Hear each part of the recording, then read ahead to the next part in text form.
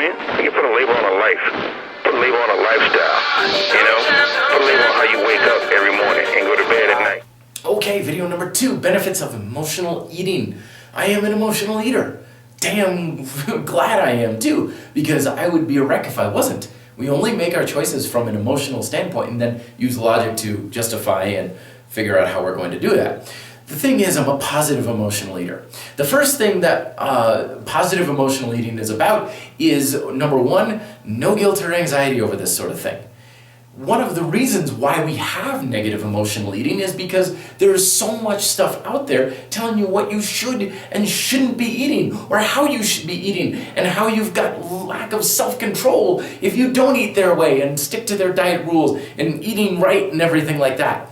It's funny because that's the stuff that causes the negative emotional eating. You eat something that's going to trigger a negative emotion, that's, in my definition, that's a bad diet. A bad diet causes cravings. A bad diet causes emotional attachment to food in a negative way. If you ever eat something and feel like, oh, I shouldn't have eaten that from an emotional standpoint, something's wrong. You know, and if you ever eat something in such a way of like, I was good, I was following along the rules, that's still not good. That's still wrong. I eat from an emotional place on what benefits me. Okay, how am I eating that makes me feel good? Not emotionally, physically. Physically, how do I get energy from the food I'm eating? Do I get satisfaction and pleasure from the food I'm eating? Do I feel good? If those are things that are coming about from my diet, then it's a good diet. It doesn't matter what I'm eating or how I'm eating or anything like that. If it's making me feel good, then I'm doing good things. If I'm not feeling very good from it, then it's not a very good diet. And it doesn't matter if I'm sticking to the rules and eating right or whatever like that. So from an emotional standpoint, I want to feel good. I want to eat what's best for me and in a way that makes me happy and satisfied. I don't care about the rules out there. You know, sugar and glycemic index and trans fats and all these sorts of things. I don't have to worry about that stuff. And the reason why I don't have to worry about that stuff is because I'm only focused on bringing as much good into my diet as humanly possible.